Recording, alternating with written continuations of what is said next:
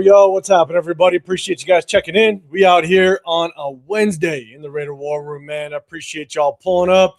We got some stuff to talk about. We got a couple players that we acquired just over the last couple of days. We also have some players that were traded within the division, so we're going to talk about that as well. But obviously, some of the bigger news that's been going down the last couple of days is the fact that Maxx Crosby has kind of come out and kind of opened up about the whole situation that went on with the Ravens. And so we're going to play a couple clips. Want to get your take on it, but we're definitely going to share with you our thoughts. Severe is going to be with us in just a minute, so don't worry about that. But we're going to get this thing cracking off real quick. We appreciate everybody rocking with us.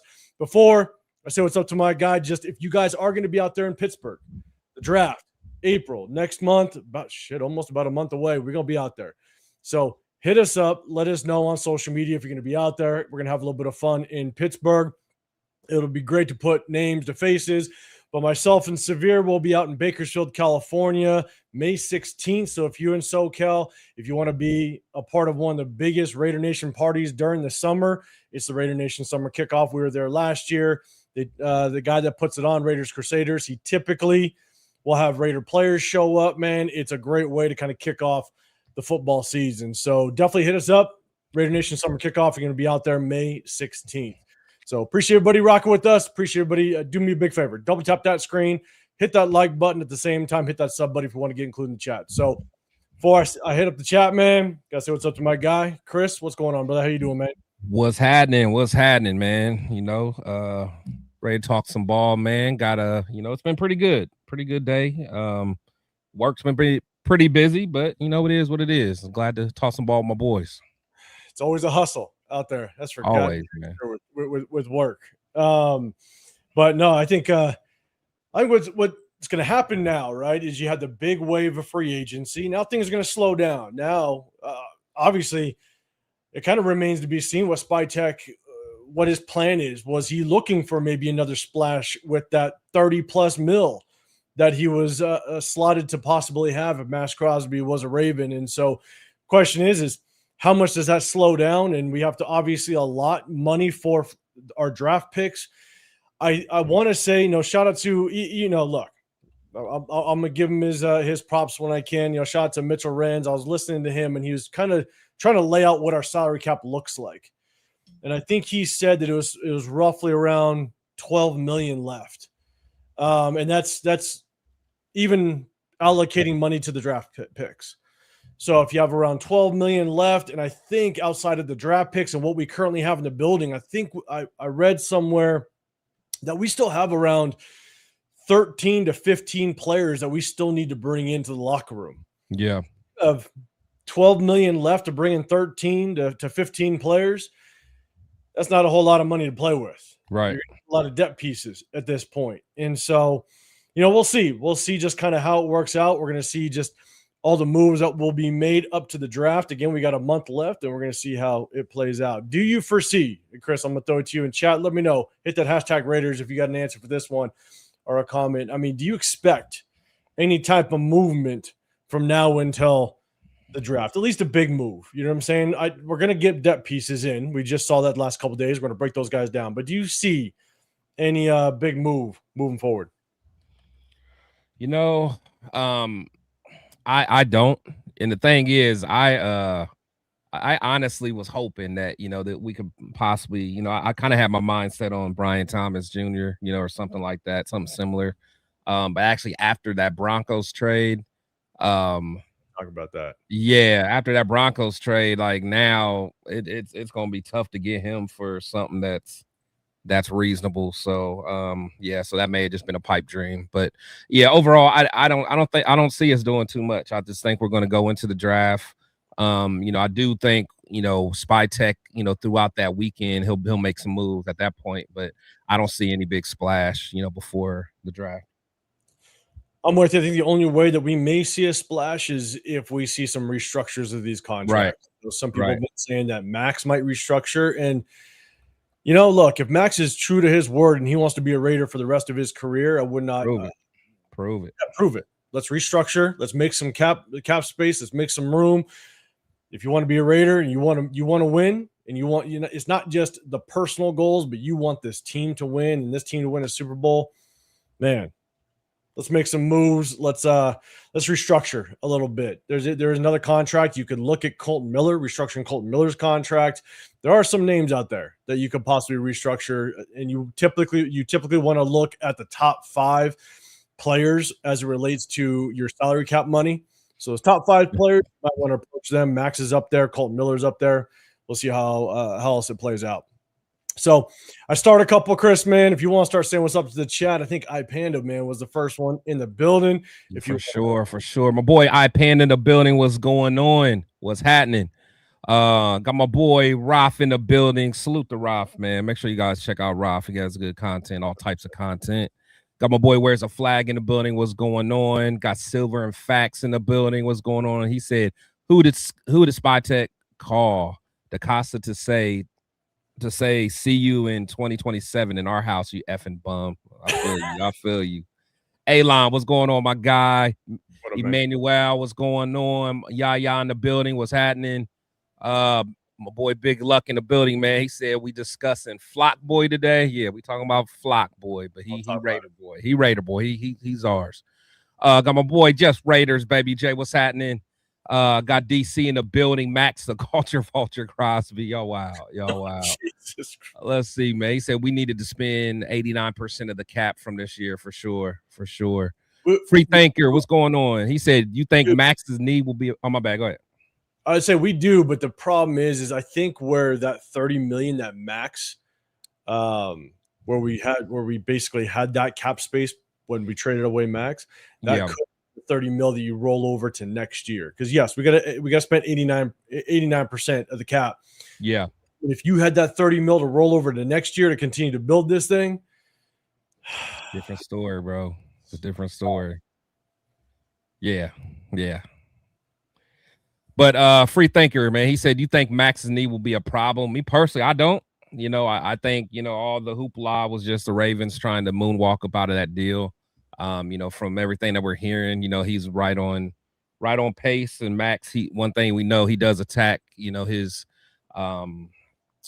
treatment and therapy, tough. So, I think he's I think he'll be good. What about you, 805? You see any problems with him? Oh, yeah.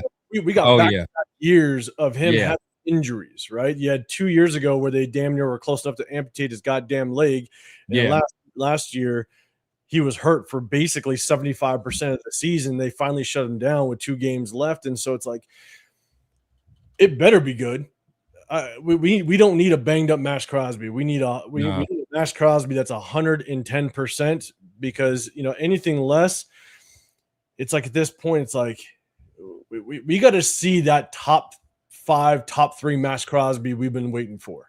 We need a double-digit sack guy that's back-to-back seasons. I want to see 13 to 14 sacks next year, minimum. Honestly, I want to see a first-team All-Pro. Yeah. Be a first-team All-Pro, man. That's what I want. So, yeah, we need that. John Fallon in the building. What's going on, man? Appreciate you coming through. Philly Mike, man. Philly Mike always trying to get us, trying to get under our skin. It ain't gonna work, bro. You may have had us the first time, but it's not gonna work, my guy. Got my girl Myra Jeezy in the building. What's happening? Myra, has anyone heard from Billy Davis? I know I haven't, man. I have not heard from Billy Davis. If anyone has seen Billy Davis, let us know. Or let's see if he's still out there. That was my guy, man. I hope him and his family's okay. That's my dude, man. That's my dude. Linda the building. What's going on? Appreciate you, Linda. Always showing love to the family. What's happening? Pillage for fun, man. Appreciate you coming through. I don't know if you know anything about this. 805. I know we've all kind of been wondering, but any word on getting any cap space from Cunning Wilkins? I haven't heard anything from that. I think that's going to be a wash. I don't think we're getting. Yeah. I don't think. I mean, in order to win something like that, there's got to be concrete evidence on our side. And everything is going to be hearsay. Everything is going to be, well, we thought this was the situation. So, I mean, we didn't get no money back from Arnett. We didn't get no money back from Chandler Jones. Like, there's, I don't think we'll get nothing from Wilkins, to be honest. I don't think they'll be able to fight that. So we'll see. Rod Gas in the building. He says, shout out from Mexico. Support the channel. Family. Salute to protect the shield in 805. Appreciate you, Rod, man. Appreciate you coming through. Let's see. Got B1 Trucker in the building. He said Raiders should have taken the Chicago offer, won first, next year second. Now he got to play disgruntled. I don't know if he's disgruntled, but I don't know. I don't know. D Money in the building. What's going on? He said, so how does everything work out now? I keep hearing Maxx might go to the Bears. I haven't heard that. I'm pretty much expecting him to be a Raider this year. What about you, 805? You heard anything different? No, I expect him to be a Raider because at this point he's a Raider up until I think draft day. You never know if something's going to happen in the draft where you end up trading him away for draft picks. If it doesn't happen on draft day, then it might be trade deadline midway through the season. Those are going to be the two, I think, the key points within this season that the rumors are going to fly, and who knows what happens after that. So we'll see. For sure. Got let's see. My guy. Oh, your boy, the Surfer Bob in the building. My sources tell me Maxx Crosby wanted to be traded because he agrees with 805 dude's opinion regarding Fernando. Salute to Surfer Bob. Just accept it and agree with me. God damn it. Man. I hope you're still in the building. I know you comment then get out. Oh no, he's in and out. He's in and out. Pause. There he is. Too much sauce in the building, man. What's going on? Yes, salute to the 199. I guess he's trying to be funny. Thoughts on Charlie Kirk signing with the Niners? Woo! I ain't gonna say nothing. And Severe's backstage, so it's safe. So Severe ain't gonna say nothing. He's backstage, and I know he would probably say something, then we'll get canceled. But we're just gonna keep rolling. We're gonna bring him up about $1.99. We're gonna bring him up after the super chat. Yeah. We got to get a few, out the system. Let's see what else we got. So I know Cheeto predicted 20 sacks for Maxx Crosby during last night's show. Salute to Cheeto. Bringing him in. What up? Severe Raider, what's going on? We haven't had no super chats, bro. We haven't, so don't even think about it. What's going on, guys? Oh, nothing much, man. How are you, sir? I'm doing great, man. The hat's I've been having this issue with my neck recently, but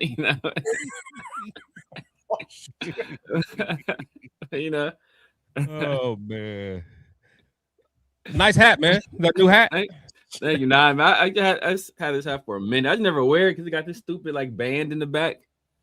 So it's like it's this stupid strap. So I don't be wearing it that much, but people on camera can't see it. So, It's all good. Oh man. So you doing all right, Severe? Good. Oh man, I'm doing fantastic. Man, what did I miss? What have I missed? Nothing much, man. Not much. We just, everybody in the building just talking. We kind of was just going through the comments, saying hello to everybody. Got my boy Joe Murley in the building. What's going on, Big Joe? What up, Joe? We had some people asking about Billy Davis. Man, I know I ain't seen nobody seen Billy, so we just hope Billy and his family got reconnected because I know that that was like a journey, man. So it's like salute to Billy, man. Salute to Billy. So, got Huey P in the building. Appreciate you. Subs in the building. Appreciate you. Got Herman always coming through. Appreciate you. Appreciate everybody. Got my boy Mike Avelli in the building. I know Mike happy now. Mike. Mike, I think Mike kind of got mad at me for a second, what I'm saying? But hopefully me and Mike cool, man. Maxx is back, it's all good. Salute to my bro Mike, man. That's my guy right there. I'm telling my dog Mike, if you stay on this show much longer, you're gonna be mad at me.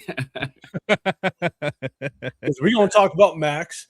And like I said earlier, we're talking about Maxx. We're gonna talk about the two acquisitions. We're gonna talk about some of the trades that went down within the division.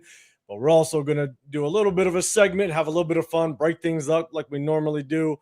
But a couple more. Bueno in the building. What's going on? Hey, Bob is still in here. Shout out to you, Bob. I didn't piss you off too much so far. Appreciate you throwing the comment out there. And we got another. We got D Money. Hey, we got Larry down here as well. Larry in the building. And TK. TK in the building. Hold on, but this is an underrated comment. That's an underrated. Salute the bloody underrated comment. My underrated God. comment. My God. I love it.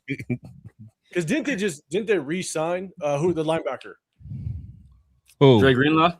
Didn't they re-sign Dre Greenlaw? Yeah. Yeah. But that ain't what he was talking about. Yeah. Somebody else's. Yeah. They got read it was a career-ending injury. They suffered. I'm moving on with you guys. Jesus. What up, Cheeto? What's going on, brother?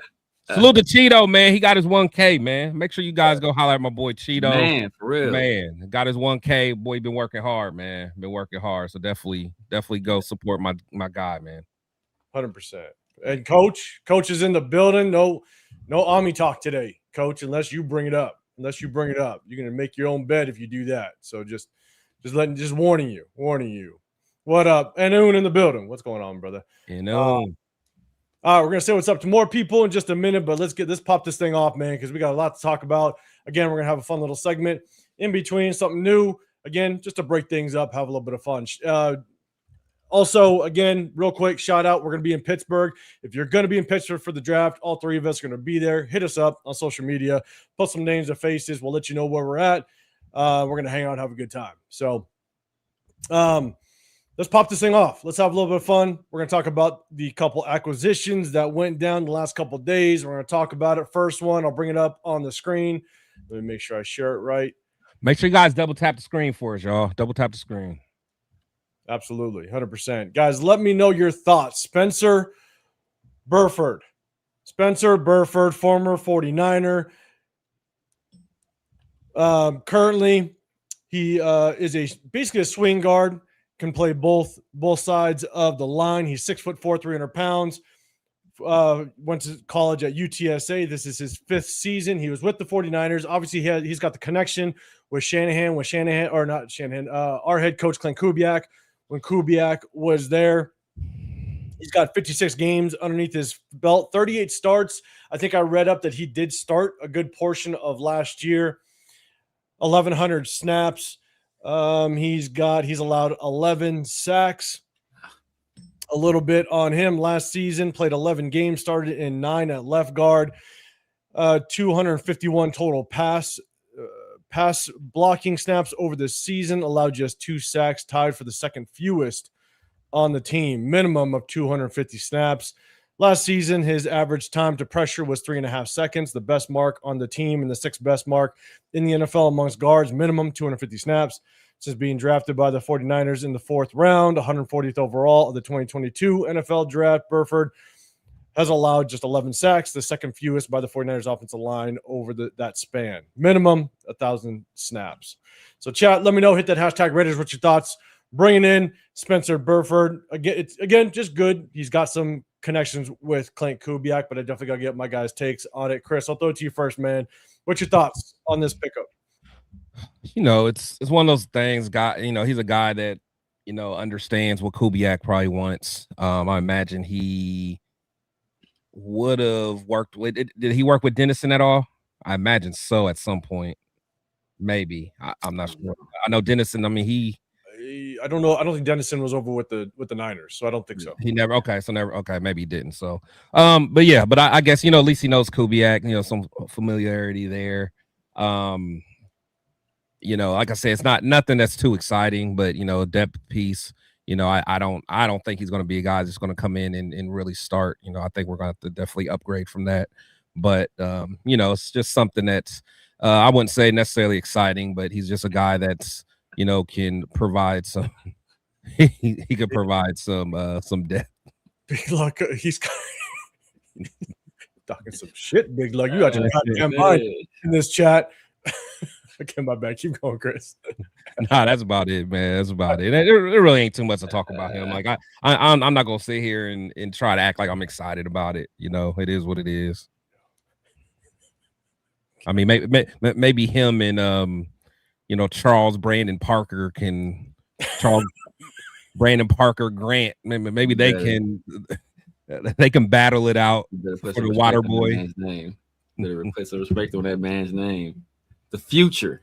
The future UFL player. Man,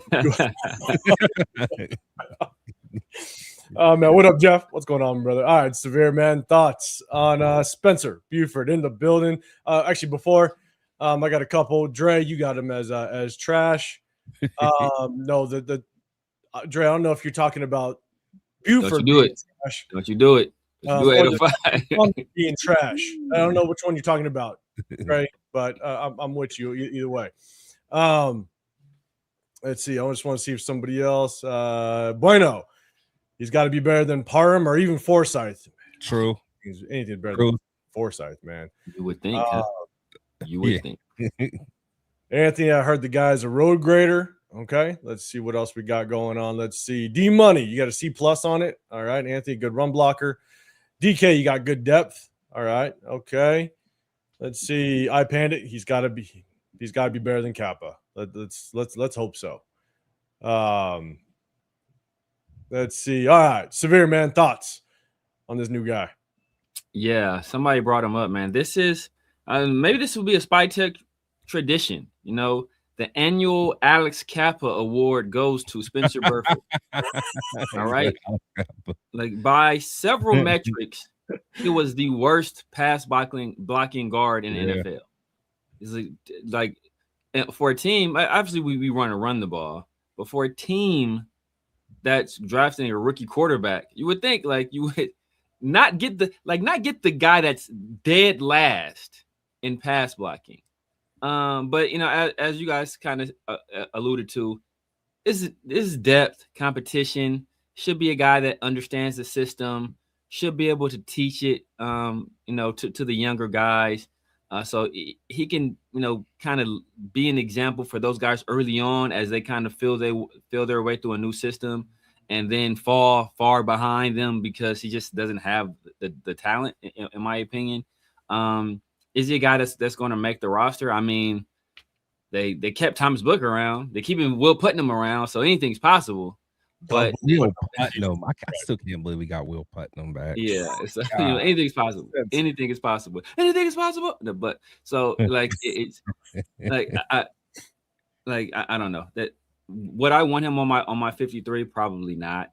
As a practice squad guy that, you know, you kind of elevate on occasions if need be, I can roll with that. But I think this is more so insurance in case they don't, you know, or they aren't able to get somebody they like better in the draft, or, you know, in case the young guys maybe don't develop on the with the acceleration that they kind of anticipate they will. So yeah, but this doesn't really move the needle for me.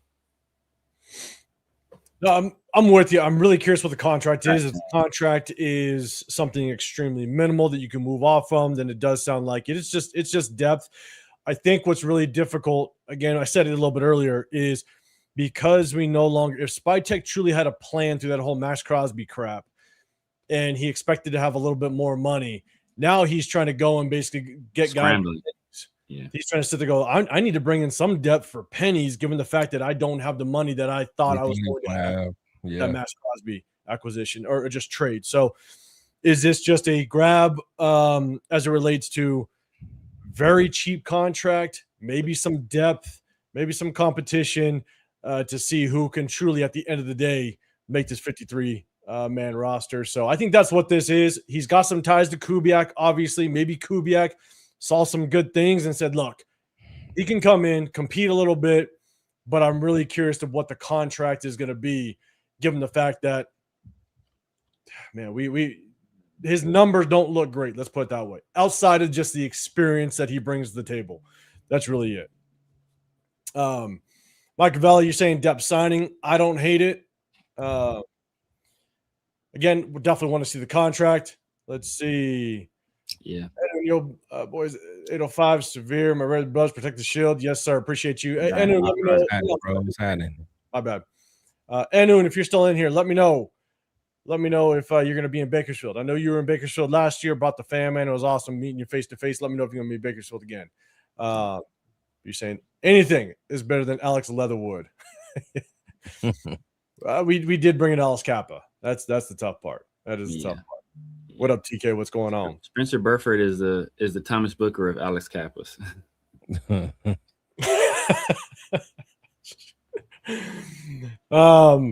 All right, let's see. Oh shit, we got one. Who started this one? Go for it.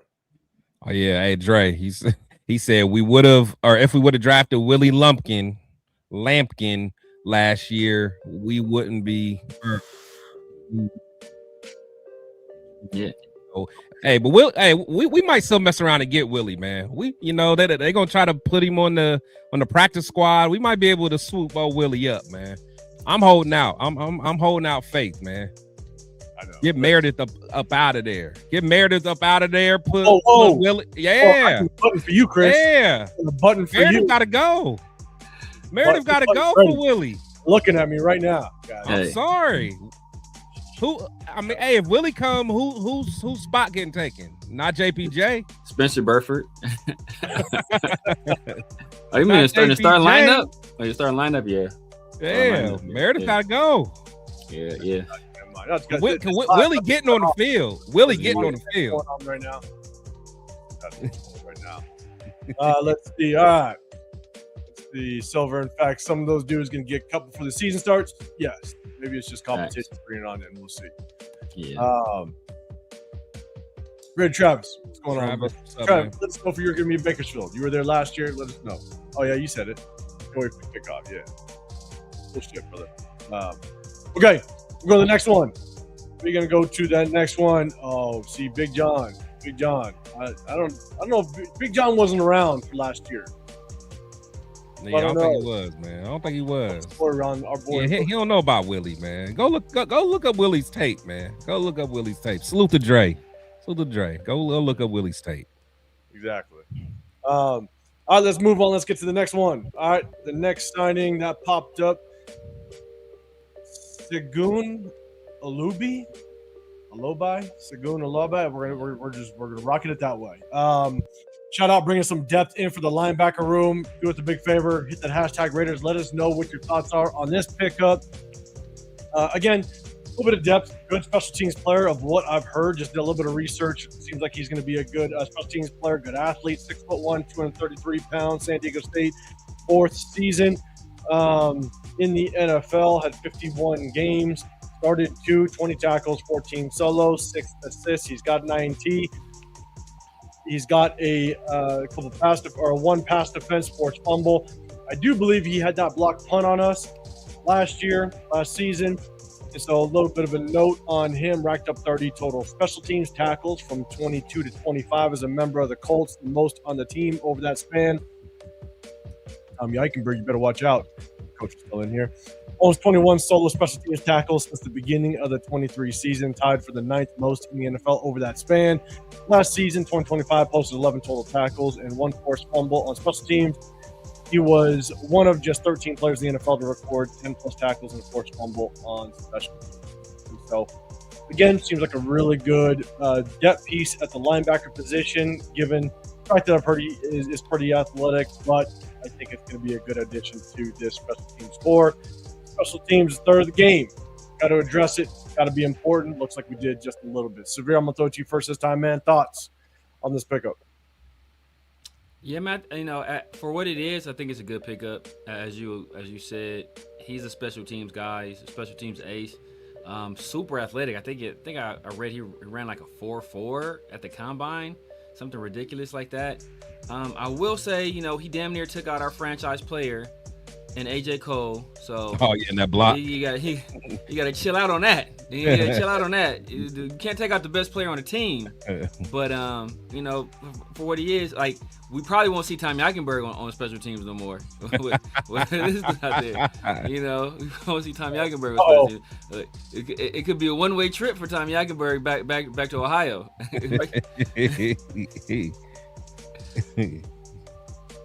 Chris, man, thoughts on the pickup? Yeah, a lot of the same, man. Athletic guy. Again, he's. I don't expect too much from a linebacker standpoint. But as far as someone that can move, go downfield, in special teams and stuff like that, I could see him, providing some kind of benefit there. But again, I think right now we're just trying to fill up the roster a little bit. But this isn't going to be one of those names that we're going to be talking about throughout the season. After preseason, we probably won't even be hearing his name too much anyway. So, kind of how I feel. Yeah, so I'm with you, Machiavelli. That's buddy that blocked the punt against us. Hey, we saw it firsthand, so we're like, hey, let's bring this guy in real quick. Dre, special teams guy. Bueno, he blocked the field goal on us. I think it was the punt that he blocked on us. Linda, good depth needed for the 3-4. We do need as many linebackers in this room. I'm really curious to see just kind of how we maneuver our safeties. Jeremy Chin can be a box safety, can be used like a linebacker, depending on how Robbie Leonard wants to work it. You can also draft a safety, a starting caliber safety, bring Isaiah Palomelo up into the box and kind of switch those guys out. We'll see how it works. Panda, special teams, they need to get fixed. They were all trash all year long. Ooh, don't let coach hear you say that. Don't let coach hear you say that. I hope this move helps. Yaya, they took his number right away. There he is. There he is. So, look, I actually think it is a good pickup, given the fact that what I've seen and what I've heard, he does seem pretty damn athletic. I want to go back with that new fun tool that I got and just kind of see what he looked like in the games that he got in that linebacker. You know, this is one of the reasons why I liked Cody Lindenberg last year in the 7th round, because in the 7th round, you look for special teams guys. That's about it. And you look for guys that can have some upside if you need to use them on the field on the defensive side. So I thought Cody Lindenberg was a really good pickup in the 7th round. And I kind of feel like this is the same kind of pickup. A guy that can be really solid on special teams. And at the same time, if you have some injuries, he might be able to jump in, get some reps, be a filler on the defensive side in a 3-4 scheme. And so I do like the pickup. I got to know what the contract looks like.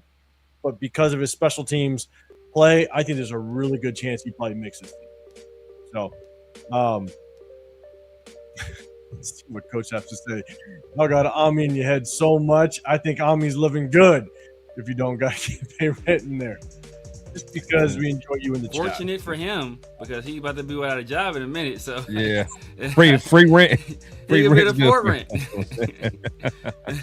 Future strength and conditioning coach at a junior high school. It's HUD housing at this point. Section 8. Go, Ami. Oh man, shout out to you, coach in the building. Linda with the 3-4 percentage with 3-4 percentage of blitzing. I don't know if you're just referencing that you could have a high rate of blitzing with the 3-4, and if that's what you're referencing, that you're saying, that's what I love about a 3-4. You can get very creative with how you do pressure. So it's gonna be fun. It's gonna be fun to watch, and with a guy that's athletic, if we utilize him here and there. So shout out to everybody in the building. Appreciate it. Let's get to a couple trades within the division. All right, we're going to get to that. But before we do, I'm going to go back up to the big screen. Do us a big favor, guys. Double tap that screen if you can. Hit that like button. If you want to get included in the chat, hit the sub button. We do a sub-only chat. Just remember, you got Chris Picture Podcast on this side. You got Decent Raider over there. Make sure you guys hit the guys up. Hit that sub button. Hit that like button on 805 Raider, which has Real Talk Raider Nation. We appreciate y'all pulling up on this Wednesday. We are going to break down some game film coming up the next couple of weeks, but during the season, we also break down the game film of the previous game during the week. So if you guys like some game film breakdown, definitely this is the channel for you. So let's get to some of the rumors, actually, so I can get the details of the trade. Let me go ahead and share the screen. There we go. All right, I'll read it off. The Broncos acquire Jaden Waddle from the Miami Dolphins. I don't know if you guys saw, but the Miami Dolphins are probably in the most historical cap situation as it relates to just negative cap I think I've ever seen. The amount of dead money that they have is wild. That's why they're just basically fire selling as much as they possibly can. But the Broncos go ahead and trade for Jalen Waddle. The Broncos get Jalen Waddle and the Dolphins 2026 4th-round pick. The Dolphins get the Broncos first-round pick, 30th overall, 3rd-round pick, and their 4th-round pick, which again ends up essentially being just kind of a swap. Obviously, the Broncos will get just a little bit earlier of a 4th-round pick, but man, that's a big move. Obviously, one game or what? 2 games away from the Super Bowl. The Broncos were, so I think they're gonna go all in and try to get there. Bringing in Jalen Waddle, chat. Let us know what you think your thought is of this trade. But at the same time, do you think it's worth it? Giving up that type of draft capital, especially a first for a guy like Jalen Waddle. Let me know. Hit that hashtag Raiders. Let me know who do you think won this one. Severe, I'm gonna throw it to you first on this one, man. Thoughts on this trade? I think the Dolphins won it. I mean, they get a first and a third, and they just give up Jalen Waddle and like a pick swap and a fourth. That's pretty smooth dealing, especially for a team it's a complete tear down, complete rebuild. They're tearing this thing down to the studs, as you said, historical amount of dead cap space or a dead cap hit, total amount, like a lot of that from Tua. So I just think that they kind of know what they're doing this year. They're flushing it. They're aching for Arch, diving for Dante, losing for Lenoris, like whatever you want to say. That's basically what they're doing. Or if Malik Willis plays well enough, then they put themselves in prime position to get a guy like Jeremiah Smith.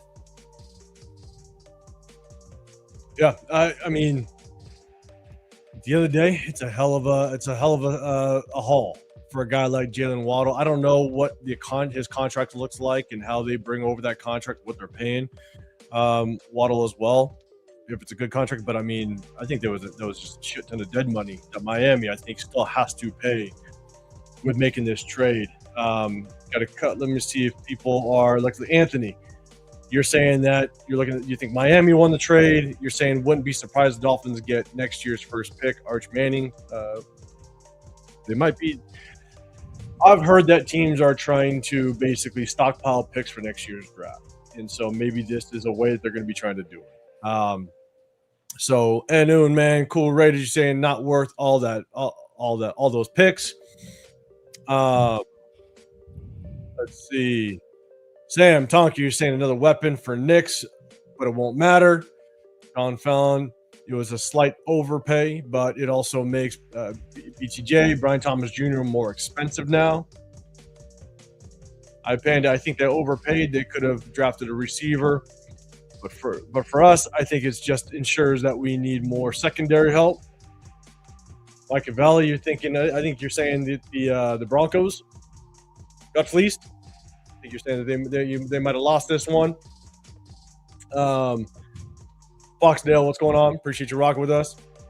They say Bueno, donkeys overpaid. Okay, all right, man. Chris, what's your thoughts on this trade? Who do you think won? Do you think it was worth it?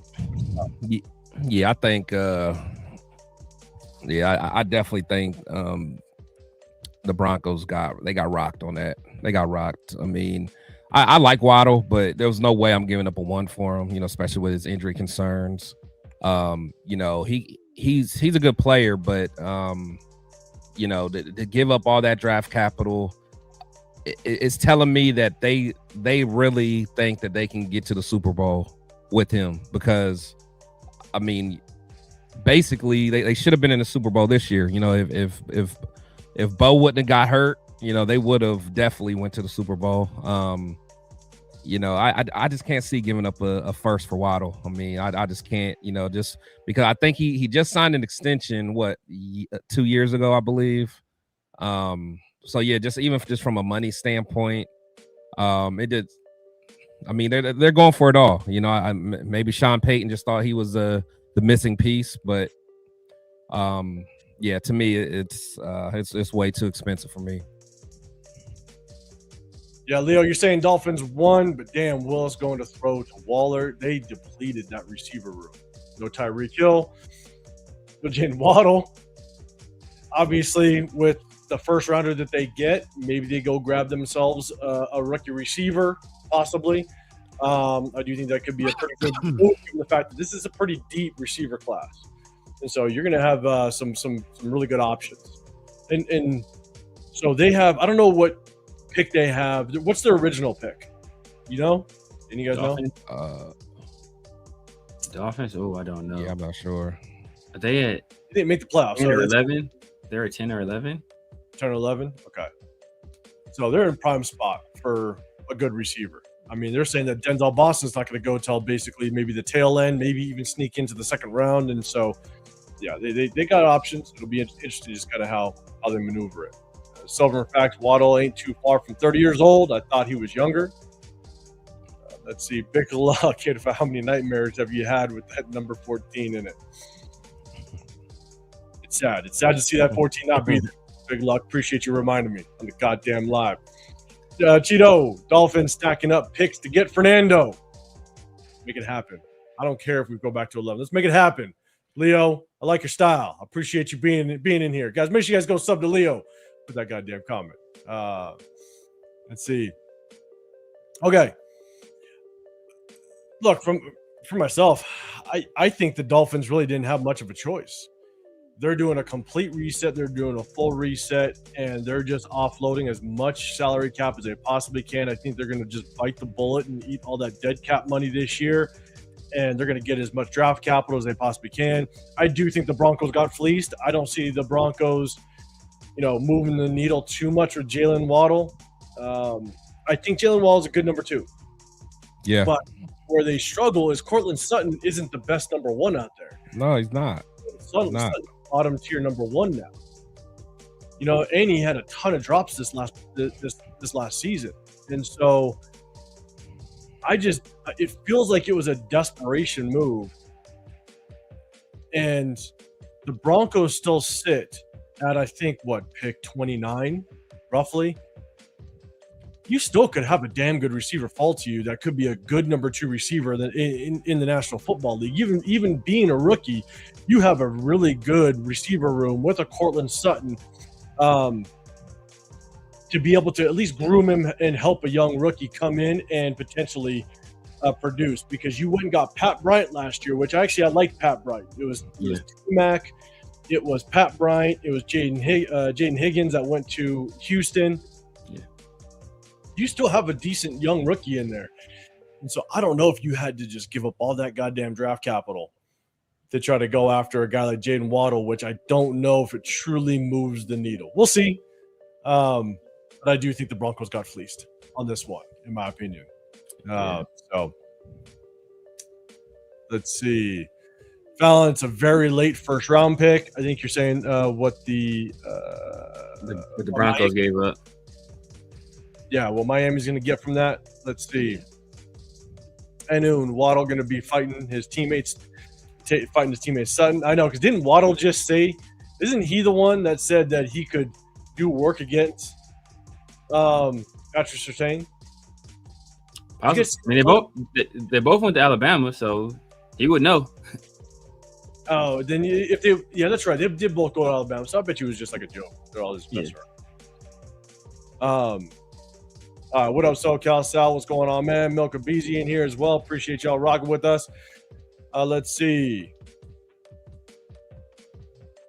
D-Money, if you can trade 36. Okay, we'll talk about – we'll do some questions at the end. Promise. We'll do some questions at the end. We're going to kind of get through some of the news. We're going to do a segment, have a little bit of fun with y'all, but at the end, man. So D-Money, definitely hold on to that one and ask us kind of toward the end. Yeah. We got Sergeant right in the building. 805. Good move by Denver. Okay. All right. You like the move. All right. Shout out to you. Okay. Let's get to the next one. The movement within the division. Guys, let us know. We got Justin Fields. You know who I'm going to throw this to first. Kind of see. But the Chiefs go ahead. I believe they traded a 6th rounder. I believe it was. Correct me if I'm wrong. It was either 6th or 7th rounder. But they traded a late day 3 pick for Justin Fields. Obviously, Patrick Mahomes, he's going to be out with an injury, suffered that nasty injury last season. So there's question marks as to whether or not he's going to start the season. So obviously, Justin Fields will be the starter if there's a little bit of delay in that recovery process. And so, chat, let me know. What's your thoughts? Justin Fields now with the Chiefs. Do you like the move? Do you not? Let me know. Severe. The floor is yours. What's your thoughts on Justin Fields? Yeah, they gave up a 6th rounder. Was it a 6th? Was it a 6th? If so, the Chiefs got fleeced. The Chiefs got. This is the greatest. This is the greatest steal of all time. This is like we'll get more out of Cam Miller than the Chiefs will get out of Justin Fields.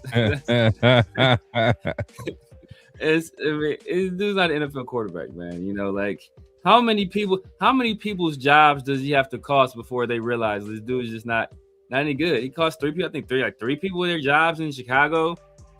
He didn't even stay with the Steelers long. Cost that guy his job. He spent a year with the Jets. First year, gets the offensive coordinator fired there. Like, this dude is just a walking, like, unemployment line. Like, wherever he goes, people just lose their job. So he's irredeemable. He's not an NFL quarterback. He needs to do the Terrell Pryor. Maybe try to play receiver.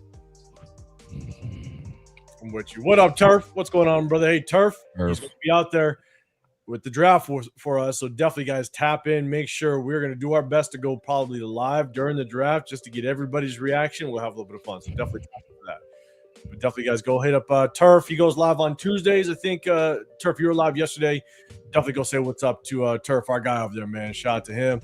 And shout out to Turf, man, gifting some memberships on Turf Weir's channel. Shout out to Turf, big Turf. I'm gonna need him after the day. Get to it. All right, man. Chris, all right, let's do this. Big luck. You're saying Justin Fields is trash. I don't know. There's not too many that disagree. There are some, even some former NFL quarterbacks that still think Justin Fields is a good quarterback in the league, but we're not going to name no names. Chris, man, thoughts? Justin Fields to the Chiefs. How you feel about it? You know, I think I'm probably in the minority. You know, I think that you know, of course, I don't think Justin Fields is any good, but I think that if anyone can get something out of him for a few weeks until Mahomes comes back, it could be Andy. You know, I think Andy's going to have, you know, a special playbook for him. You know, it's going to be very remedial, but you know, I think he'll be able to kind of use, you know, his physical gifts, which will not involve throwing the ball past 10 yards. But no, I mean, honestly, I you know, for the Chiefs, I have so much respect for Andy Reid that, you know, even someone who was as bad as, you know, Justin Fields, I feel that Andy will be able to unlock something out of him just until Mahomes gets back. So again, I don't think he's gonna, you know, make Justin, you know, super nice, but you know, Andy's a type that'll make him good enough. So when they does display him for a few games, some dumb team like the Browns or someone's gonna, you know, spend some draft capital on him later in the year, be like, oh yeah, Justin's back. He just needed good coaching. So, so it's not really about Justin for me. It's more about Andy Reid, honestly. I feel you. And Leo, he said, man, it's very in line. Even great Coach Tomlin took Fields hit. You a bad man if you get Tomlin fired. John Fallon, hey, we're going to do our best so you guys can get our reaction. All right. We'll see what that reaction ends up being. But either way, it'll be fun. So, Cal, maybe Fields can work his magic and get Reid fired. Now that would be impressive. If he gets Andy Reid fired, now that would be impressive. I like it. That is Hall of Fame worthy stuff right there. Oh yeah, I like your style, SoCal. Cheeto gonna be the wishbone. You don't know wishbone, man. With you. Get that wishbone popping. The wing tee. Exactly. Look, for me, I think Fields is not a good quarterback. When we brought on Luke Getsy, I went back and I watched nine game films of Luke Getsy just to kind of get an idea of what type of offense he runs. And the more I watched Justin Fields, which I will say, I thought based on what Justin Fields was doing at Ohio State, I thought Justin Fields had a chance to be a decent quarterback.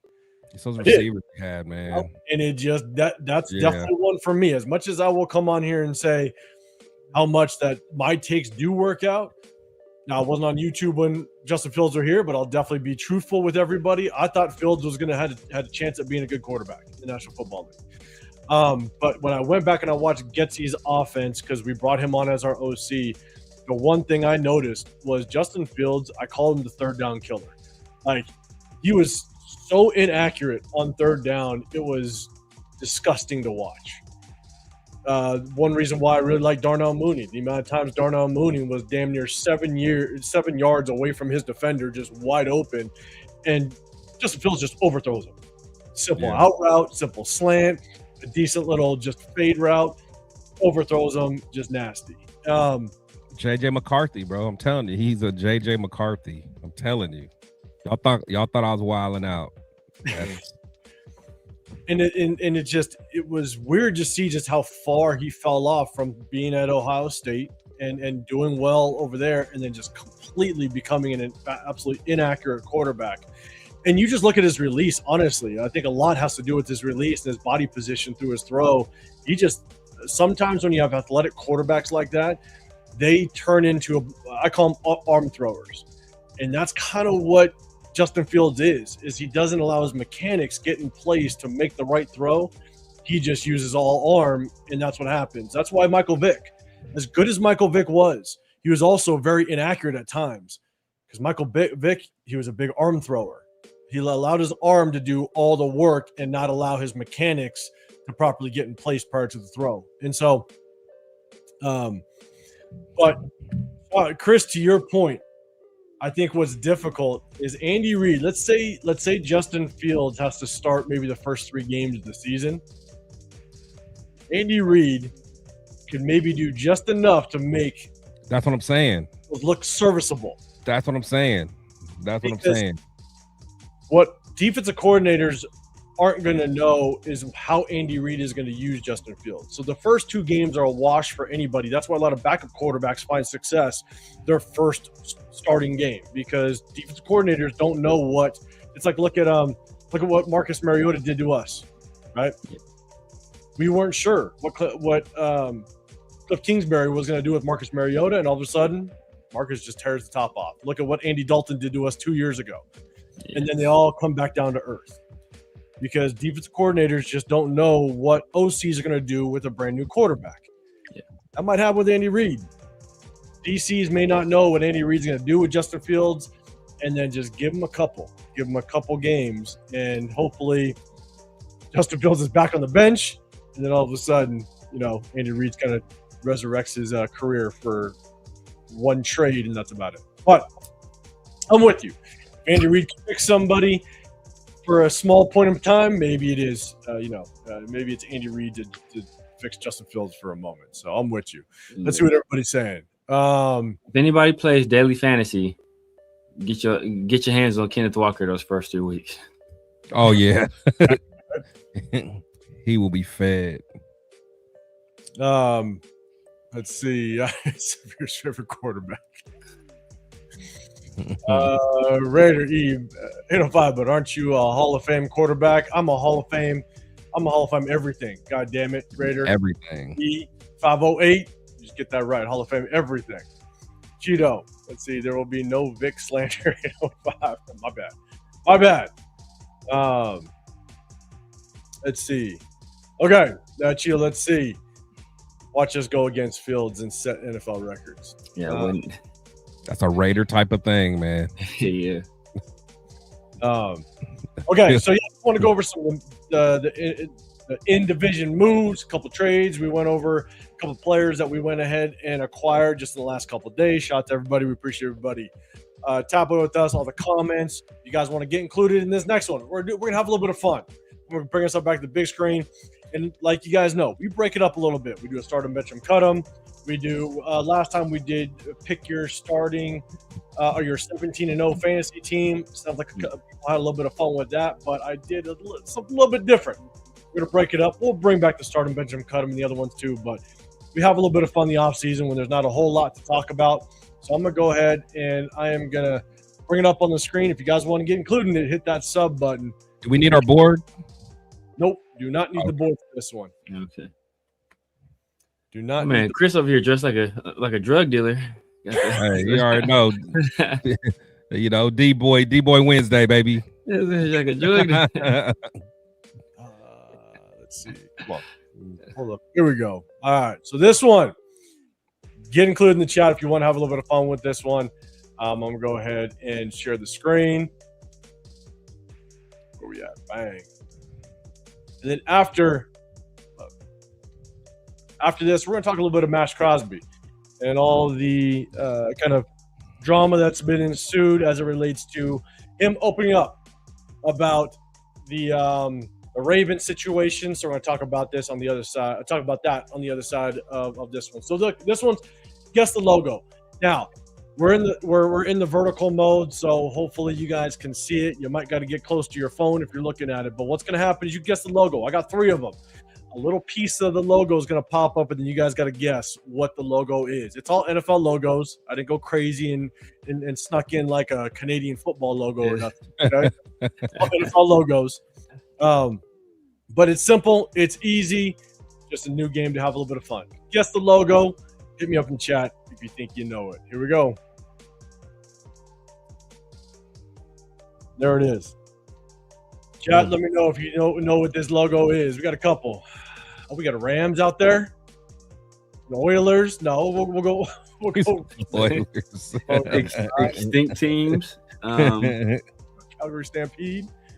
It's either the Texans or the Bills. Oh, yeah, probably the Patriots, actually.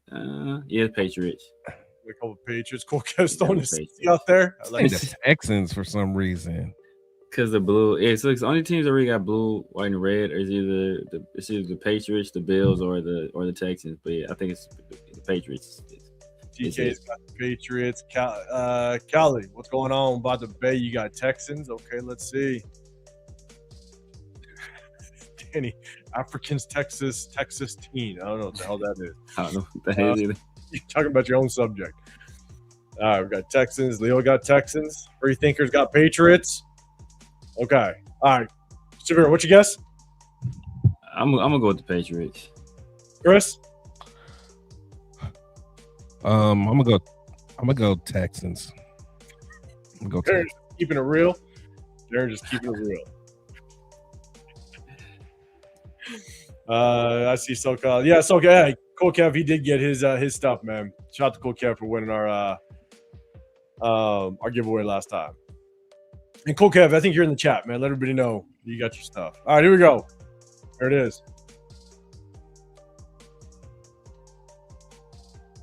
All right. So yes, it was the Patriots. I'll go back a little bit. All right. So it was the Patriots. Okay. We're gonna do another one. Here we go. Good. That was good. Yeah, Cool Kev, got your stuff, man. Shout out to you, big dog. All right, here we go. Here's the next one. Eagles. Yeah. Man, guess it out. Man, you got. Okay, you guys can act like it's hard a little bit. Jesus. It's Pete Carroll's chest hair.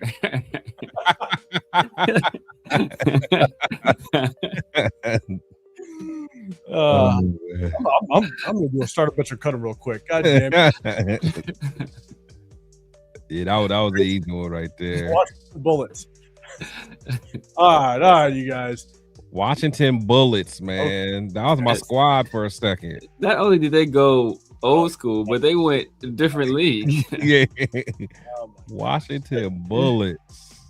Just because of that, I'm gonna throw like an NBA logo and tell you it's the NFL. Throw you guys off. They had Weber and Juwan Howard at one point. That was my little squad. All right, okay. We're just skipping over this one. God damn it. Okay, the Eagles. All right. That was easy, man. Pete Carroll's chest hair. God damn it. All right. I'm nervous about this next one. Okay. Hopefully it's not as easy. Here we go. All right.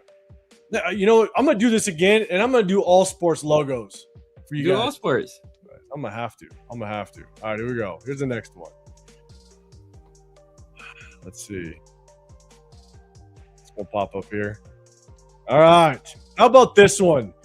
You know what else? How about this one?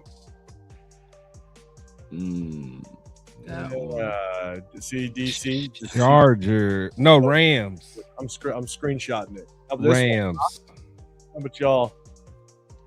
No. All right, Jeff's got Seahawks. I'm thinking with Chargers. All right. Yeah, we got the Broncos going out there. We got the Titans. We got Edgar and Cool Kev. The 805 in the building. The AFL Chargers. Jamba, huh? I know my would you put back up there? Use the NBA next time. All right, maybe I might have to do that. I'm about to do that. I'm gonna throw y'all off. God damn it! I can even tell you what sport it is. Okay. All right, we're throwing over. All right, at least I got some variety in this one. I want to go. Yeah, actually, might be the Broncos. Actually, might be. I'm trying to think. I don't remember what the Broncos logo looks like. That's the colors. So I think I will go Broncos. Yeah, I think we'll go Broncos. Old Patriots logo. The guy like snapping the football. Is that what it's... Yeah, exactly. That one. That one? Okay. All right. What's your final? Chris, final? Yeah, yeah. I thought it was the Chargers for a second, but yeah, I'm thinking now more I look at it, I'm going Broncos as well. All right. They gotta be that. I think it's the Broncos. I think that's the little eyebrow. I think that's like the little horse part. Because the Seahawks logo don't have any sharp edges. It's just like the bird. The Titans is just the T. It got to be the Broncos. That's the only thing I can think. It got to be the Broncos. All right, Jeff, you got that tattooed on your arm, Jeff. Not surprised, Jeff. Oilers. He's sticking with the Oilers. All right, here we go. All right.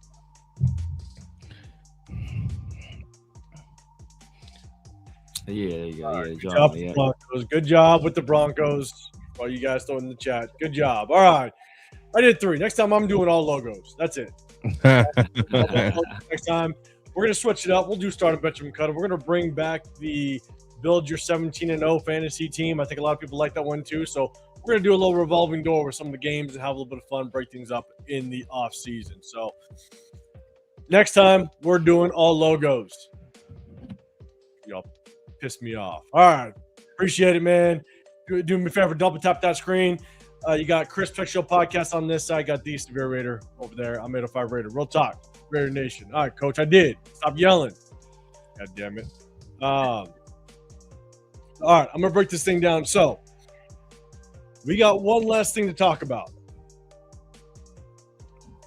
It's Severe. I know you kind of want to talk about this. So the question is, I do have some way of pulling up some of the clips. So did you want to talk about more of when he was in the building or kind of lead up to it? I mean, we can talk about it all. I'm good either way. Yeah. Okay. So let's do that. I'm pissing everybody off anyway. So we're going to talk a little about Maxx Crosby, the Ravens situation. Obviously, he has come out. He did his own Rush podcast, talked about it a little bit. So I'm going to pull it up on the screen. I got a couple clips that we are going to talk about. I'm going to make sure the audio is good. All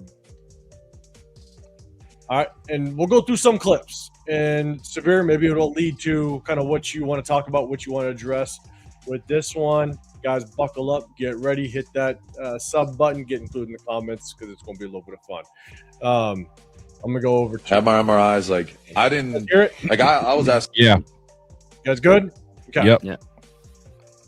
I think we'll go to the next one. I think this is just him talking about how he thought his MRIs were good.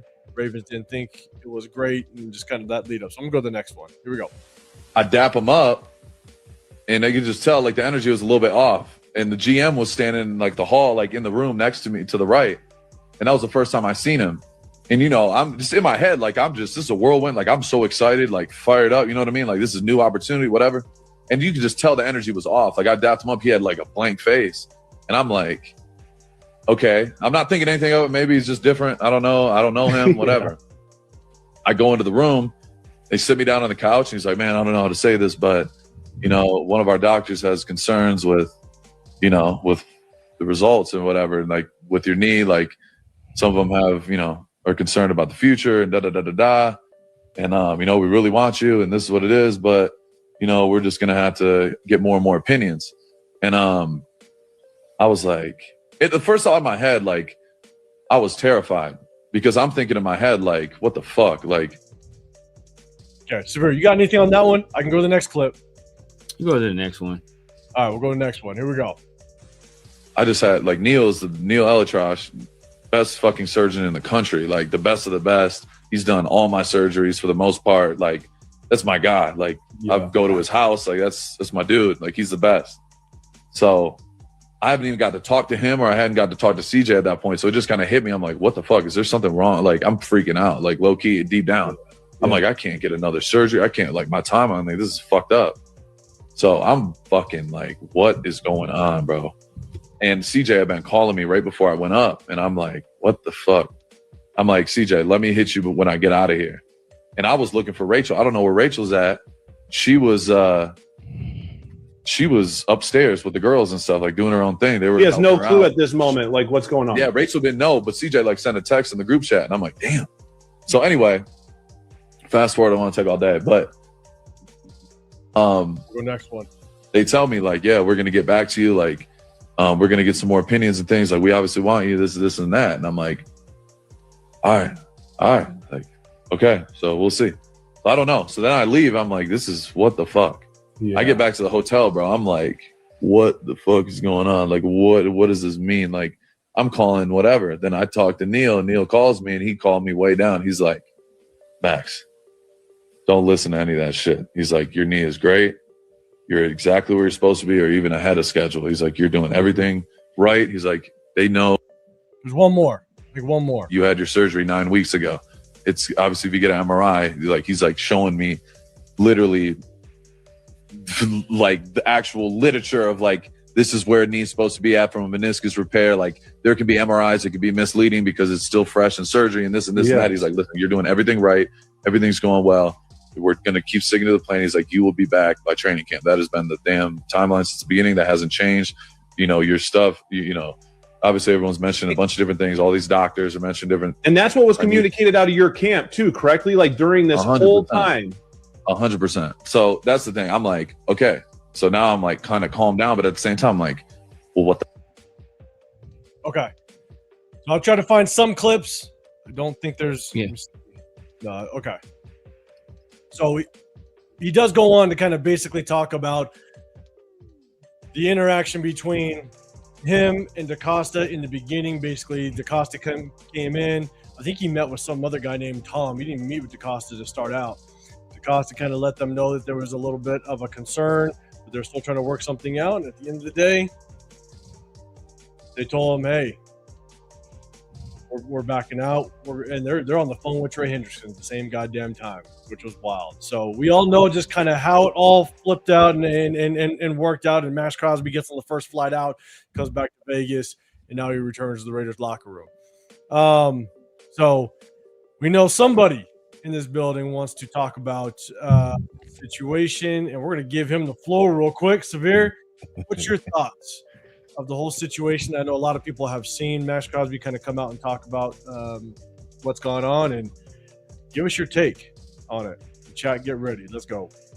Yeah, so I want to preface this by saying that in no way am I excusing the Ravens for what they did. Because not only did the Ravens put us in a tough situation, they also, you know, potentially hurt Maxx Crosby and his future earnings potential by even having the speculation out there that there could be some kind of lingering or degenerative issues with his, you know, surgically repaired meniscus, or, you know, everything around it that had to be, you know, repaired as well, due to him continuing to play on it when he was, you know, advised to have surgery months ago. So like, this is not to excuse them or Eric DaCosta or how they handled it, any of it. What this is to highlight the trash that I'm seeing put out there in defense of Maxx Crosby. Speaking like of trash, where's the mods at, man? Oh, Get man, that do I not got my what you call it on? I might not have got mine on there. That's not me. That's not me. I'm about to say, I forgot to put my. That's not me. Gotta be 805. 805. Get some mods, man. Get some mods, 805. Yeah, my thing is 805 don't got no snipers, but you need to You need a modder too, man. You get some snipers on your team. I'm clicking on it, says this comment's on a guest destination, so it ain't mine. Oh, what is that? Which is not? It's not. But it's not on my Oh man, let me see. On your Make kick. sure. Oh nah, cool, Kev. I ain't talking about Bones. Nah, Bones was cool. Yeah, Bones is cool. Yeah, nah, yeah. All right, if it was on mine, they sniped him already. But nah, Bones was cool, man. Yeah. Let Bones. Okay, it was on me. Okay, somebody got him already. Then, but I say, I probably forgot to put my what's called on there. Good looking out. They're putting that propaganda out there. Like Maxx is putting propaganda out there right now. Yo. I mean, because essentially, man, what this is Maxx. He was rejected. He was rejected by a team. He thought he was getting upgraded. He thought he was going to go to a team that's going to be a contender. And he's going to have Lamar Jackson and Nnamdi Madubuike and Kyle Hamilton and Roquan Smith. And he's going to play for Jesse Minter and, playing in the AFC North. And, that's what he thought he was going to. And he was excited to play in front of Flock Nation, and he couldn't wait to meet the Ravens. And he's doing all of this before the trade is officially finalized. He's saying all of this stuff. And as soon as he finds out that the Ravens played him, now all of a sudden, it was all meant to be, and it's destiny. And I'm exactly where I'm supposed to be. I want to be a Raider, and bro, miss me with that. Because this is not the energy that you had last podcast. This is the last podcast where you still got purple in your background, dog. You ain't even fixed that yet. So it's don't come here now and telling me that you appreciate the Raider fan. But it's nonsense. It's a situation where you're stuck between a rock and a hard place because you know that how the Ravens handle things, you aren't going anywhere. You're stuck here with the Raiders. So you're trying to make amends, and you're trying to play on the emotional ties that the fan base has for you as a player. Because a lot of people didn't want you to leave. A lot of people felt animus toward the Raiders for even trading you in the first place. There were people burning their jerseys. And are you going to buy the people that burnt their jerseys back for you leaving? For you getting out of here? Because there's no way you leave the Raiders if you don't allow it to happen or want it to happen. He talked about how close his relationship was with markdavis. An interesting thing that he said is that on the night that everything happened, right, he's about to go to some event with his good friend Dana White. If you're good friends with Dana White, I'm already looking at you side-eye. But his good friend Dana White, and then he gets a call from JohnSpytek, and he's like, I'm sitting in my car and I'm numb by everything. I don't know what to say. But then he gets a call from his agent, and he immediately answers the call. So you don't answer the call from the general manager of your still current team, but you immediately answer the call from your agent. What does that tell me? That tells me that you knew something was in the works and you were waiting for it to happen. And before you spoke to the GM, you wanted to get confirmation from your agent who's working in the background trying to get you traded to see if something happened from these other teams. As soon as he got confirmation from his agent that it was the Raiders that consummated the trade, or there was a trade that's going to take place, after he gets off the phone with him, then he calls SpyTech back. Peep this, right? Another thing, when he's talking about all the people he talked to, he talked about how he talked to his friend and he talked to his wife, and he talked to his agent. He gives you something that all of these people said, but he says when he talks to SpyTech, I don't want to divulge what me and SpyTech talked about. Why don't you want to divulge anything you and SpyTech talked about? Interesting, right? It's a lot of things that just aren't adding up, and it's just convenient that all of a sudden you just feel like, you feel such an attachment to this team that you just was trying to get away from. So I just think he's gaslighting Raider fans. And then it's the cryptic post, believe half of what you see and nothing you hear. It's like bro, what? So and people usually do that because they know there are some things they're going to come out that could potentially make them look bad. So they try to get ahead of it by saying, don't believe anything else that anybody else tells you. Don't believe nothing they say. nothing that any of the reporters could potentially say, nothing that any of the insiders could potentially say, nothing that people behind the scenes saying that I'm the person that was pushing for this trade. To believe nothing they say. The only person that's out there telling the truth is me. So believe nothing else but what I'm telling you. And I'm saying it's just like it just doesn't feel right. It just does not feel right.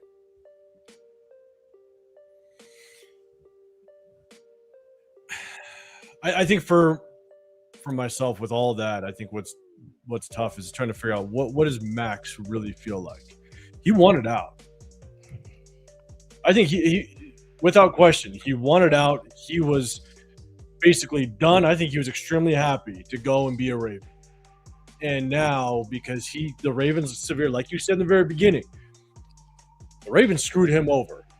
The Ravens pulled some shady ass moves, especially bringing him into the building and simultaneously having phone calls with Trey Hendrickson and giving us the bullshit of, oh, we wanted both of them. No, you didn't. Because you had both of them. You had both of them sitting in your goddamn building. You could have had both of them.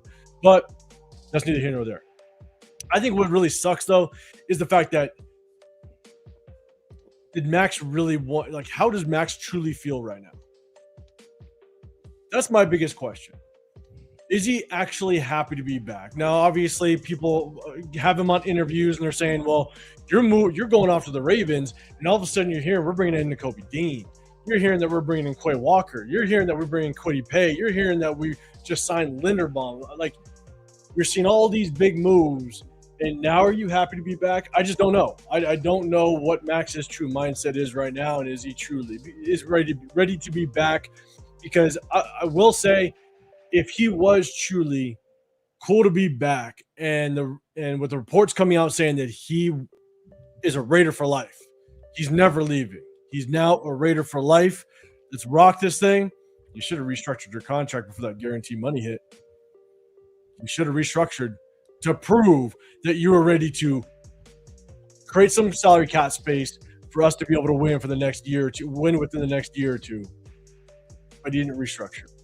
That would have been a really good indicator that he was ready to be back and he was here for the long run. But again, it's just speculation. Who knows? I don't know what his mindset is. Chris, what's your thoughts, man? What's your thoughts on the whole situation?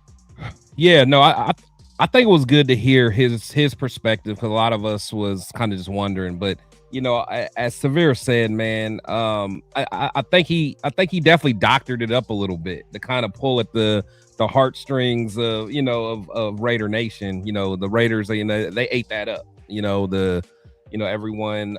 But yeah, I saw through a lot of it too, because he made it. You know, even when he just first announced it, you know. I can't believe this is happening. Like, he act like it was just a surprise. Like, you didn't know what was going. Like, you and your agent been talking about this, and honestly, when his agent called him, what did he say? The agent said at first, all he said was, "You're a Raven." So that means he already knew that he was on the trade block. He just verified what team he was going to. Yeah. So it was like, you know, if you're so like caught off guard, that's not how the conversation would be. It was just like, it's not about when it's going to happen. It's just where, you know, we just got to find where you're going to go. And at that time, it's probably about 3 or 4 teams. And he was waiting for that call. Hey, let me know my destination. And that's all the agent told him. Baltimore. That's where you're going. You know, and he tried to act like he was just like, you know, and to be honest, like, yeah, I don't know, man. It's just, you know, I'm not gonna trash Maxx again. I do like Maxx a lot, you know, but you know, at the end of the day, we just got to keep it real. We got to keep it real. Maxx ain't, you know, he's trying to save face. You know, Maxx specifically said, "Flock Nation, I'm gonna bring you a Super Bowl," or, you know, I'm gonna work.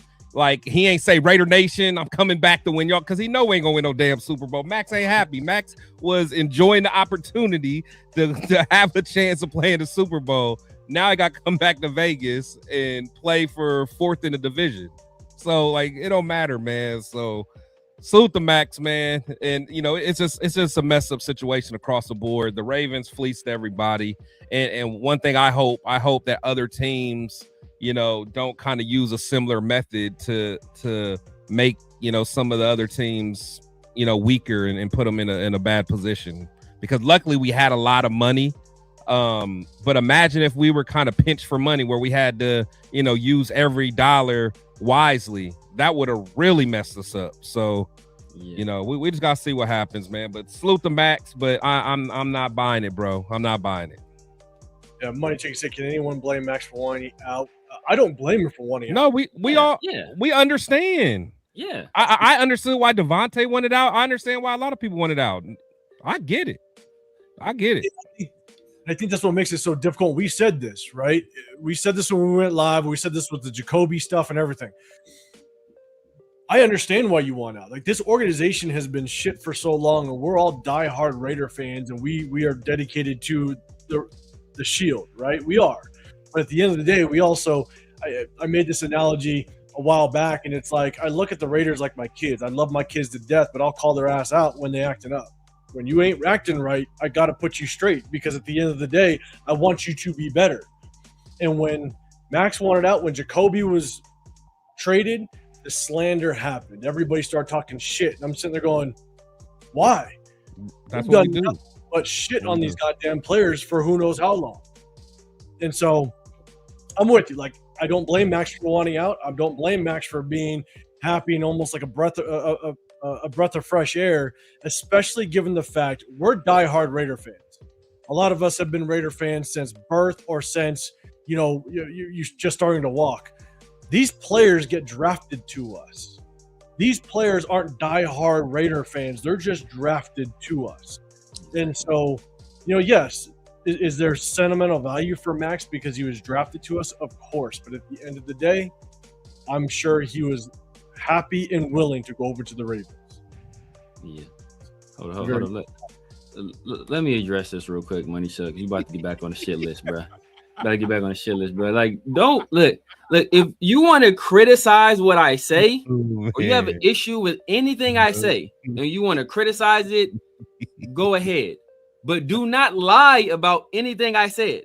At no point did I say, or did I defend Eric DeCosta or what the Ravens did.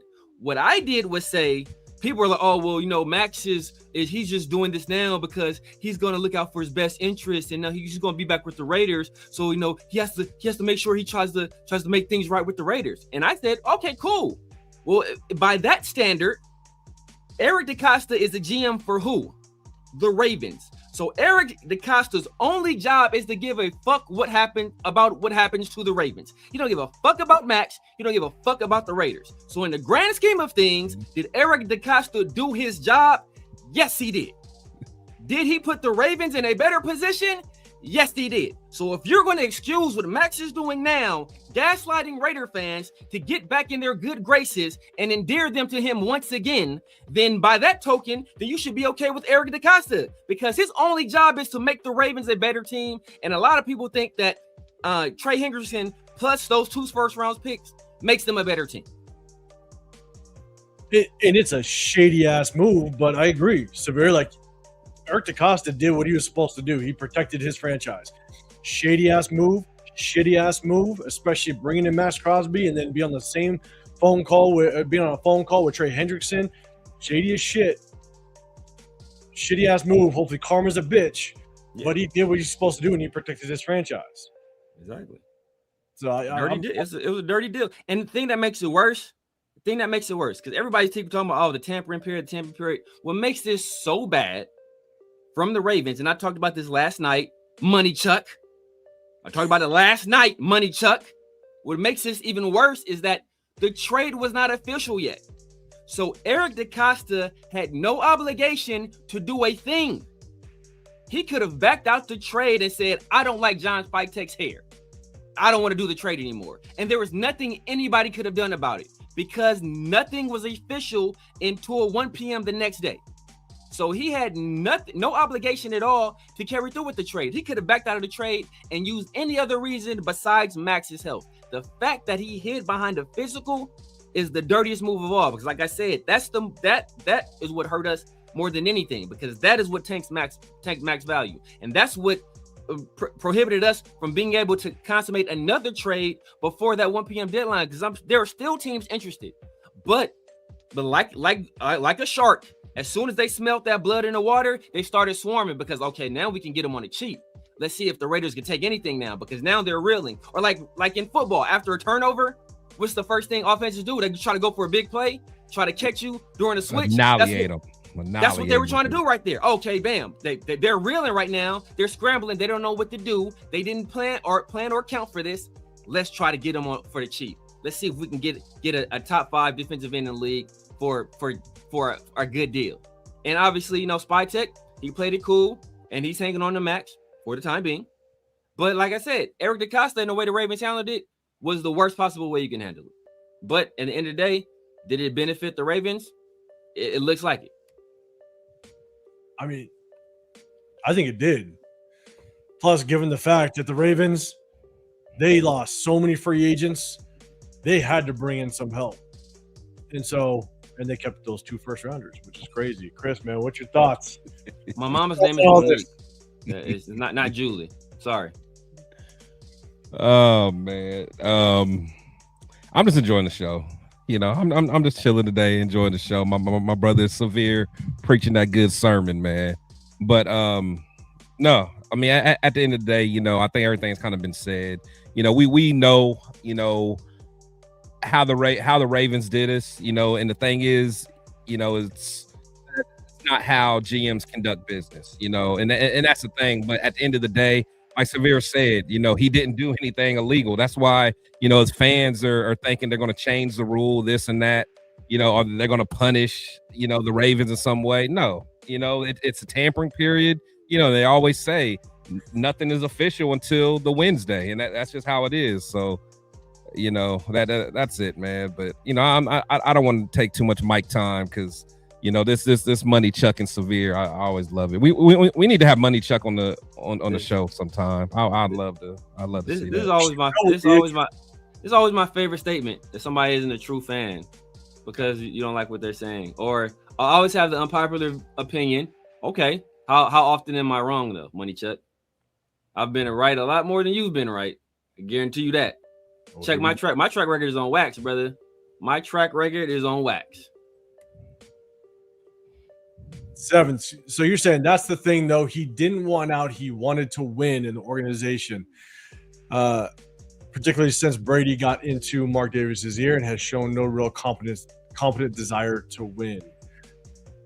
But he wants to win, but we just didn't do what we need to do to win with him there, with him here, with the years where he's at the peak of his career. And so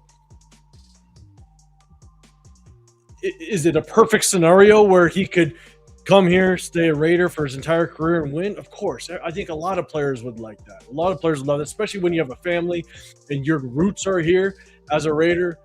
I think everybody would love to do that, but it just didn't work out that way. And so he wanted out. He wanted out. He wanted to win elsewhere because that's where I think he felt it would happen. Severe, what's your thoughts on that? Seven Son is saying Maxx told the Raiders, it's not you, it's me. You don't want to leave, but you want to win, and the Raiders are in no position to win. Ergo, you wanted to leave. There's no you can't have it both ways. I really want to stay, but nah, bro. It's cool. You can have an affinity for the organization and still have love for the organization, but understand that in order for you to spread your wings and fly and be an eagle and this you have to leave. That's cool. Understandable. I never fought anybody for wanting to leave a situation they don't feel is tenable or isn't conducive to their goals and aspirations. It's a free country. This is a business.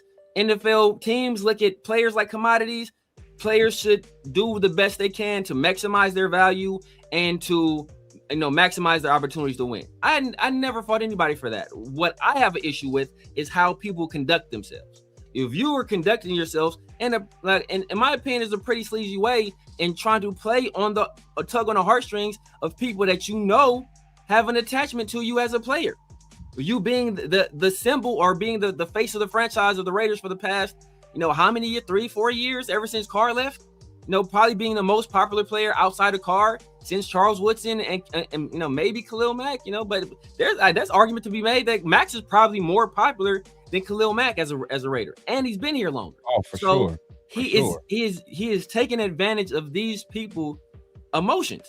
And like I said, me personally, I personally don't like it. Now, I just feel some kind of way about it. And he's trying to flip the narrative as if he had no idea what was going on. And he was blindsided by the Raiders organization, and that he really wanted to stay here, and that, you know, like when the trade came, he just had to take it out how it came, right? It's just, it was just the Raiders doing what the Raiders were going to do. Like, we know that's not one of his closest friends told us that he'll never play for the Raiders again. And then Maxx came and said, "Oh, that's a lie. Oh, he's lying. That's not true at all." And then a few days or a week or so later, Maxx gets traded. And Maxx didn't say, "Oh, I was," you know, like Maxx knew this was going on. He knew what was happening behind the scenes. He had to have known. So, like I said, don't BS me. Don't be just keep it real. You can be diplomatic about it and say, you know what, this is a business. You know, we have to do what we have to do. Yada yada. But don't come in here and act like you were just a victim in this entire situation, maybe by the Ravens, but don't act like the Raiders did something that you didn't want them or didn't allow them to do. I'm with you. Here we go. Coach, Trey Hendrickson doesn't look good though. We'll see. I think he was good enough for them with two first rounders. So, but hopefully karma's a bitch and gets them, and they get screwed over with all that, because at the end of the day, we all know it was a shady ass move, and we'll see how it works out. And look, if Maxx is rocking with us, hopefully Maxx comes out and gets his double-digit sacks again. I said it earlier, man. If the 10%, man, I want 13 sacks. You better get your ass some 13 sacks, because you're on the opposite end of 30 very soon, and we're gonna go downhill. We need to get the best out of you for sure. Let's see. All right. He hates you, Money Chuck. He hates you. Very much. I'm not even down at the bottom. I saw that. I was like, I'll answer the question for you. I don't hate any of those players. You just have some kind of weird man crush on all of them.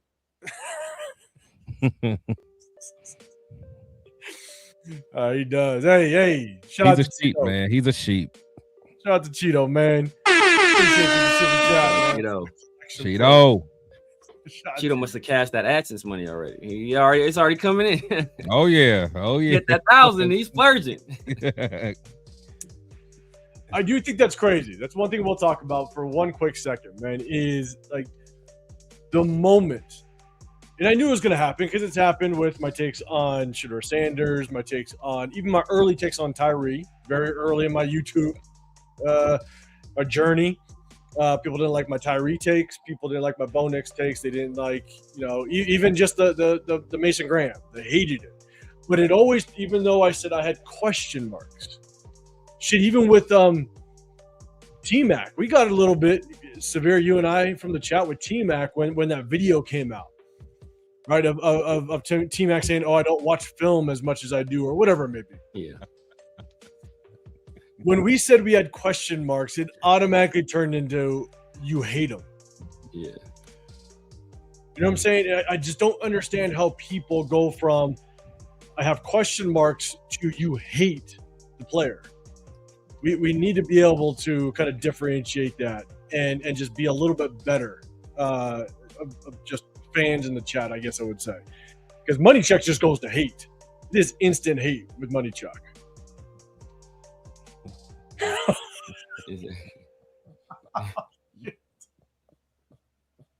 There's no way there's no way that's real, because Billy Davis is probably one of the nicest people. Nicest guys, nice family man. He's a nice family man. What up, Devin, in the building? Oh man, I remember for 17 months. Shout out to you. 17 months. Shout out to TK. You're gonna get the Raiders for this one, brother. Oh, TK. Appreciate you throwing a super chat out there. Yeah, no, people, it just turns into hate. People, you have question marks, and all of a sudden you just hate the guy. I got question marks of Fernando Mendoza, and all of a sudden people just think I absolutely hate him. No, most people, but mainly Money Chuck definitely thinks I hate Fernando Mendoza. So, all right. I don't know. Hey, that's everything for today, man. I'm not gonna lie. It's everything for today. Things are gonna get a little bit wild because obviously the draft is coming up. We're gonna break down some game film of not just Fernando Mendoza, which we will. We're gonna break down some game film of Ty Simpson. We're going to take a look at some of the offensive linemen because obviously we could definitely address the offensive line early. Maybe some of the interior defensive linemen. I know that Lee Hunter's out there possibly in that second round range. We might take a look at him, but there's a receiver that some people like, Denzel Boston. We might take a look at some receivers, but we got to find our sleeper though. We got to find Dre. Where you at? We got to find our Willie Lamp of this season. Find our guy this year.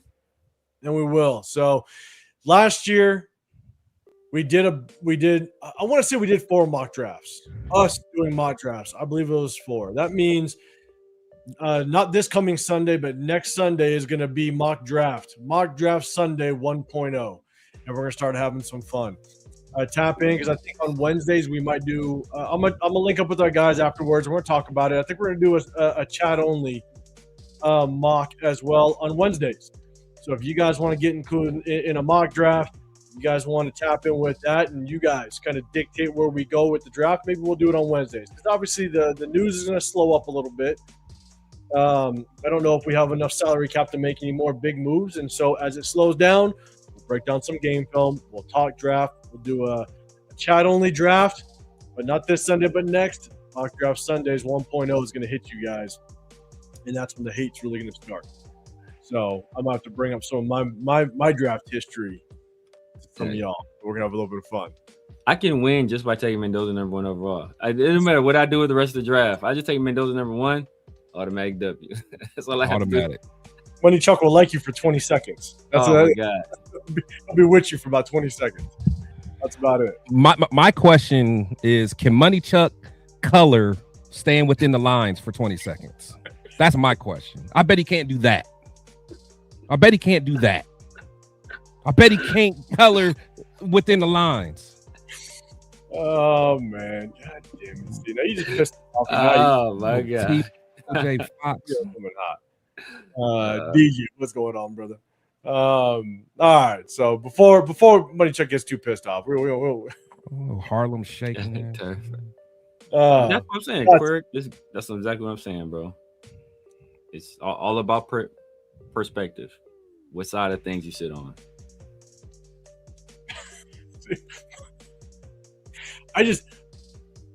Money Chuck he just wants to get after everybody. That's what he does. He does. He's hurt now. He always doing the perculator though. That's a problem. We hurt his feelings. Or I heard his feelings. Hey, Chris didn't even say anything. Yeah, he didn't. Your input is worthless. Your dexterity's worthless, bro. Your whole dexterity's worthless. Money Chuck is hopefully he can't even brush his teeth, bro. Like, calm down. Shut that shit up, bro. Money Chuck's so mad, but he's replacing keyboards, bro. He's just breaking. Can't even use a rotary phone, man. Yes. God damn it, man. Good old Money Chuck. All right. So look, hey, appreciate everybody rocking. We out here. We hit you guys on Wednesdays and Sundays. Definitely tap in if you like what you're hearing. Shout out to Loon. What's going on, brother? Appreciate you rocking up. My dog Loon had me dying yesterday, man. Or the other day. What day was that? Loon was trying to figure out what's going on with his stuff on his live. Loon had me rolling. Bro, Loon is a national treasure. National treasure. Yeah, Jay, I do. The hate for Mendoza runs deep over here. I'm with you. And then Big Luck, with the 5 trade backs. Hey, I just want one, and I'll be satisfied. And Pittsburgh won't be ready for me. I'm gonna party like you wouldn't believe. We'll have fun. That's what sucks. Is I'll know who rocked with us last offseason because this nickname's gonna be flying. Like hey, Myra, Money Chuck is a Raider that was on Loon's hat. That's actually Money Chuck, bro. That's real life Money Chuck. He made the hat in arts and crafts. At the He senior probably center. did. Look, Mom, look what I can draw. Don't know about it. We got to get a picture of that damn hat. Bro, we gotta get that hat. Loon, man, you got to send me a picture of that hat. We gotta get that hat. Oh, that's too much. Hey, all right. Shout out to everybody in the building, man. Hey, We appreciate everybody it's all love, Devin, son. You know how we do over here, bro. It's barbershop talk. 100%. Do us a favor, outside of Money Chuck, double tap that screen if you like what you're hearing. Money Chuck double taps everything. He can't help it. That's one thing. If nothing else, he gonna like whoever's shit he's on. He definitely gonna double tap that. You gotta tell him to tap once, so you don't tap 3 times. he gonna double tap everybody's. Yeah, my man. He don't even want to like it. He don't even want to like your stuff, man. But he can't help it. He can't even help it, bro. Oh man. Oh my god. Oh god, man. My patience is thin now, man. My patience is thin, bro. He got the Nino Brown on, man. The CMB. We got. Oh man. Hey. Everybody rock candy, man. Hey, we'll talk about some pro days, man. Trust me. We just been rocking for almost 2 hours, man. So we're gonna jump up out of here, but definitely tap in. We're gonna talk about some pro days. We're gonna break down some game film, and we're gonna keep having some fun over here. God damn it, y'all crazy. We're gonna get out of here before this gets too wild. But hey, definitely what we gotta do is we gotta do another Friday. We gotta do another Friday. We gotta have a little bit of fun with it. Leo, man, put it all together. Maybe last Friday of the month, we all get together. We do a fun little live on a Friday. Definitely. Money check, please tap in for that one. That one will be live. That one will be fun. So we're going to jump up out of here, guys. We appreciate everybody rocking with us, man. Before you get out, again, double tap that screen, hit that sub button. Severe, man, let everybody know where they can find you, what you got going on throughout the week. Hey, man, you guys know what it is, man. Severe Raider here on YouTube, Snapchat, TikTok, X, IG, Truth Social. My dog Chris. Sundays and Wednesdays in the Raider War Room, man, with my brothers, Chris Protect the Shield, 805 Raider, Tuesdays and Thursdays. My boy Pharaoh NFL, the 50-50 show, and Around the Shield. Make sure y'all like the video, hype the video, leave a comment. If you don't like the video, still like it anyway. But Money check will. Make sure you tap in with us, man. Draft season is coming up. We're gonna be doing some film sessions on a lot of the players we could potentially be drafting, man. So make sure that y'all join those lives, hit the notification bell so you don't miss any lives. And Money Check's mom is running 2-for-1 special right now, so you better act fast. Chris, man, everybody know what you got going on, where they can find you. Hey, it's your boy Chris from Protect the Shield podcast, where my opinions might not always be popular, but they'll always be authentic. This is one of the days, man. Like, Money Chuck, bro. Just keep it shaking, bro. Keep it shaking. Like, honestly, never mind. Forgetting Money Chuck. I mean, salute to everybody, man. Everyone in the Shield squad, everybody that's, been showing love, support. That's all I'm gonna say, man. That's it. Appreciate it, man. I'm just disgusted. Damn, bro. Shout out to Dub, man. Definitely go hit up He's Dub. 80 years old, bro. Oh man, this is a good one. Myra.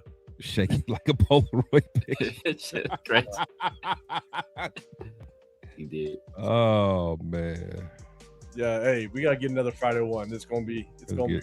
Get some drink and let's do it. Hey, let's do it. Let's do it, Loon. Let's do it, bro. Bring the hat. Bring the hat. Anybody going to the draft, man, make sure you tap in with us on socials. Hey, also Bakersfield. If you're gonna be in SoCal, man, Raider Nation summer kickoff May 16th. Go hit us up. We're gonna be there overnight. We're gonna hit the event, and then we're gonna do a little bit of after party, have a little bit of fun. It's gonna be right. So after this, tap in with Jeff as well as Jay and Cheeto. I think they're going live at 7:00 West Coast time. So definitely tap in with that. Money Check, definitely go over there. If you get even more pissed off, you can keep tapping some screens over there. Have a little bit of fun. We're going he tapping everything, bro. He just tapping. Tapping. He is a Morse code nightmare, bro. He's tapping. Morse code nightmare. You have no man. He would get people all man. We good. check back in with us on Sunday. We go live on Sundays and Wednesdays. We appreciate y'all. We'll get the hell out of here, man. Have a great rest of your night. Have a great rest of your week. Hilarious. Have a great rest of your week. We'll see you guys on Sunday. Appreciate y'all. We're out of here. Peace.